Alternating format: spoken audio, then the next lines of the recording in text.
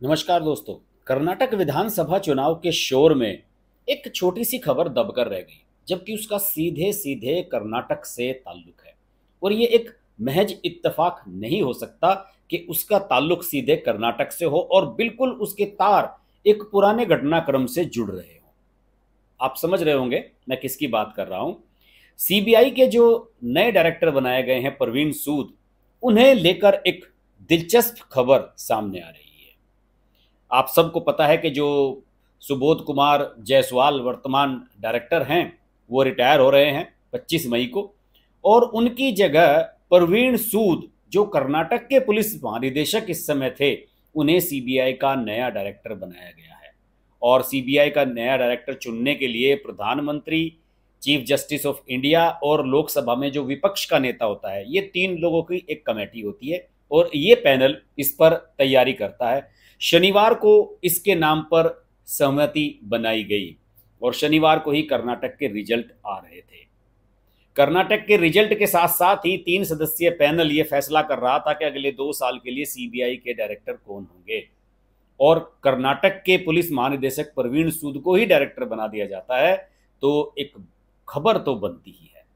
अब मैं जब इसके मामले की तह में गया तो बहुत सारी चीजें निकलकर सामने आई हैं। जैसे अधीर रंजन चौधरी जो लोकसभा में विपक्ष के नेता हैं, सुनने में आया है कि उन्होंने प्रवीण सूद को बनाए जाने का विरोध किया था और उनका यह कहना था कि अफसरों का जो पैनल सॉर्ट आउट किया गया था सीबीआई के डायरेक्टर के लिए, उसमें नाम प्रवीण सूद का पहले नहीं था और आखिर में उनका नाम जोड़ा गया और इस पर उन्होंने ऑब्जेक्शन उठाया। लेकिन फाइनल कॉल तो इसमें प्रधानमंत्री को ही लेना था। ये भी बताया जाता है कि इसमें मध्य प्रदेश के जो डीजीपी हैं सुधीर सक्सेना, उनका भी नाम जोर शोर से चल रहा था सीबीआई डायरेक्टर के रूप में। प्रवीण सूद के बारे में बताऊं, फिर इनका कर्नाटक कनेक्शन बताऊंगा। कर्नाटक कैडर के आईपीएस अफसर हैं, 1986 बैच के हैं। 3 साल पहले उन्हें कर्नाटक का डीजीपी बनाया गया था। वैसे मूल रूप से हिमाचल प्रदेश के कांगड़ा के रहने वाले हैं। आईआईटी दिल्ली से उन्होंने ग्रेजुएशन की। 2024 में रिटायर होना था, लेकिन अब चूंकि सीबीआई के डायरेक्टर बन गए हैं तो 2 साल का एक्सटेंशन उन्हें मिल गया है। खबरें बहुत दिलचस्प हैं, अब जरा संभालिए। कर्नाटक कांग्रेस के जो वर्तमान अध्यक्ष हैं डीके शिव कुमार, और जो शायद चीफ मिनिस्टर भी बनने जा रहे हैं कर्नाटक के, मैं इस समय जबकि ये वीडियो बना रहा हूं उस समय तक ये फैसला नहीं हुआ है कि डीके शिव कुमार कर्नाटक के चीफ मिनिस्टर होंगे या सिद्धरमैया। डीके शिव कुमार के साथ इनका 36 का आंकड़ा है। इन्होंने पिछले महीने डीके शिव कुमार ने प्रवीण सूद की काम करने का जो तौर तरीका है उस पर सवाल खड़े किए थे और उन्होंने कहा था कि अगर कांग्रेस सत्ता में आई तो उनके खिलाफ कार्रवाई की जाएगी। डीके शिव कुमार ये कहा करते थे कि प्रवीण सूद राज्य में बीजेपी के लिए काम करते हैं, और पिछले महीने पत्रकारों से कहा था कि हमारे डीजीपी अपनी नौकरी में फिट नहीं है, वो पिछले 3 साल से बीजेपी की सेवा कर रहे हैं, अब और कितने दिनों तक बीजेपी के कार्यकर्ता बने रहेंगे। शिव कुमार ने साफ कहा था कि सूद ने कांग्रेस नेताओं पर 25 मुकदमे लादे हैं, एक भी मुकदमा बीजेपी पर नेताओं पर नहीं किया है, और हमने उनके आचरण के बारे में चुनाव आयोग को लिखा है। अपना काम से ठीक नहीं करने के लिए उनके खिलाफ केस दर्ज होना चाहिए। मैं आपको बताऊं कि 2017 में ये कंट्रोवर्सी में गिर गए थे। उस समय कर्नाटक में कांग्रेस की सरकार थी, सिद्धरमैया चीफ मिनिस्टर थे और प्रवीण सूद बेंगलुरु के पुलिस कमिश्नर थे। कन्नड़ समर्थक आंदोलनकारियों की गिरफ्तारी के आरोप में उन्हें पुलिस कमिश्नर के ओहदे से निचले ओहदे पर भेज दिया गया था। हालांकि सरकार ने इसे रूटीन ट्रांसफर बताया था उस समय, लेकिन उन्हें एडीजीपी लॉजिस्टिक्स और कम्युनिकेशन बना दिया गया था और नई तैनाती दे दी गई थी। ठीक जिस तरह से परमबीर सिंह को, जो मुंबई के पुलिस कमिश्नर थे, ठाकरे ने पुलिस कमिश्नर पद से हटाकर होमगार्ड्स में भेज दिया था। और उस प्रवीण सूद पर यह आरोप लगाया था सिद्धरमैया की सरकार ने कि उन्होंने कन्नड़ समर्थक आंदोलनकारियों को हिंदी के बिलबोर्ड और साइन बोर्ड पर कालिक पोतने के लिए गिरफ्तार करवाया था, और जिस समय उन्हें पदावनत किया गया, उनका डिमोशन किया गया, उसके 3 महीने पहले वो डीजीपी बनने वाले थे। सूद ने जिन लोगों को गिरफ्तार करवाया था उन पर सांप्रदायिक हिंसा फैलाने का केस दर्ज कराया गया था, जबकि लोगों का यह कहना था कि ये लोग हिंदी थोपने का विरोध कर रहे थे। ये किसी भी तरह से सांप्रदायिक हिंसा भड़काने का आरोप इन पर नहीं लगाया जा सकता। वैसे आपको बता दूं कि बीजेपी की सरकार के दौरान ये डीजीपी बने। जनवरी 2020 में सूद को कर्नाटक का डीजीपी बनाया गया था। उस समय अपने वो जो येदुरप्पा साहब थे उस समय चीफ मिनिस्टर थे। और सूद को असित मोहन प्रसाद की सीनियरिटी पर तवज्जो देकर डीजीपी बनाया गया था। यानी कि उनसे एक सीनियर अधिकारी और थे असित मोहन प्रसाद, उनको जंप कराकर सूद को डीजीपी बनाया गया था। उस समय ये खबर कही गई थी प्रसाद अक्टूबर में, यानी कि जो असित मोहन प्रसाद है उनका रिटायरमेंट उस समय अक्टूबर में ही ड्यू था, इसलिए उनके छोटे कार्यकाल को देखते हुए सूद को सीधे डीजीपी बना दिया गया था 8-10 महीने पहले। और इस तरीके से सूद को 4 साल का लंबा कार्यकाल मिला और वे मई 2024 में रिटायर होते। और अब सरकार आ रही है कांग्रेस की, यानी कि अभी 1 साल और उन्हें डीजीपी के पद पर कायदे से रहना था, लेकिन उन्हें समय रहते ही सीबीआई का महानिदेशक बना दिया गया। वैसे कांग्रेस भले ही उन पर आरोप लगाती रही हो, लेकिन अपनी काबिलियत के दम पर वो यहां तक आए हैं। अखबारों में जो खबरें छप रही हैं उसकी अगर मैं मानूं, हिंदुस्तान टाइम्स ने एक रिपोर्ट आज प्रकाशित की है कि सूद को 2013 में Karnataka state police housing corporation का एमडी बनाया गया था।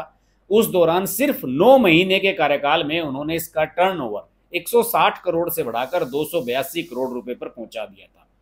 पुलिस कमिश्नर रहते हुए उन्होंने बेंगलुरु में नम्मा 100 नाम की सेवा शुरू कराई थी, जो मुश्किल में फंसे लोगों के लिए रिस्पांस सर्विस थी।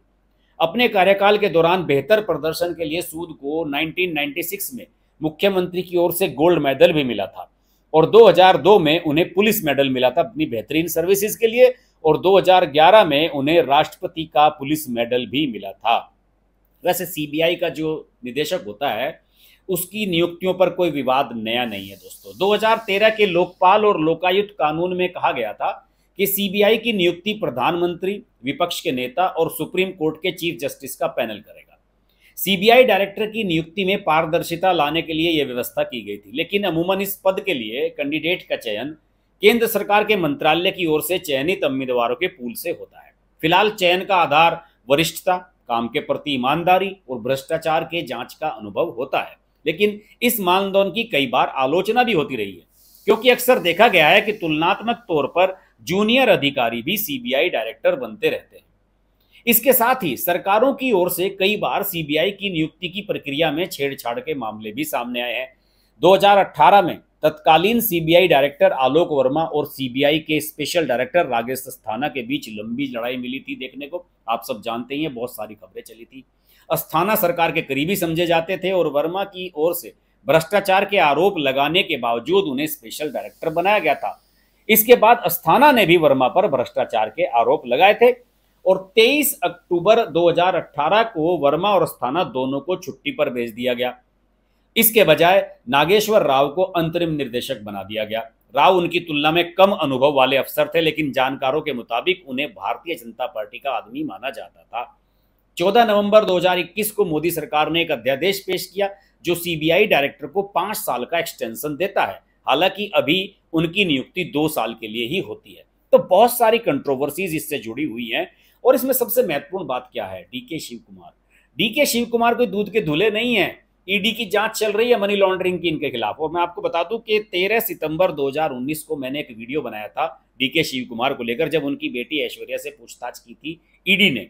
तो डीके शिव कुमार दूध के धुले नहीं है।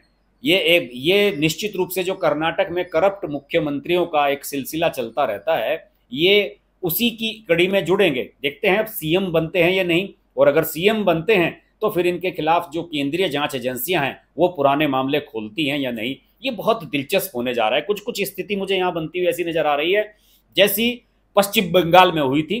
पश्चिम बंगाल में जिस तरीके से ममता बनर्जी और केंद्र के बीच में खींचतान चलती रहती है, उसी तरीके से मुझे लग रहा है कि आने वाले समय में हमें कर्नाटक की राजनीति में भी ऐसी खींचतान देखने को मिलेगी, चाहे वो चीफ मिनिस्टर सिद्धरमैया बने या डीके शिव कुमार। हालांकि मैं तो डीके शिव कुमार के ही चीफ मिनिस्टर बनने के चांसेस इस बार ज्यादा मान रहा हूं।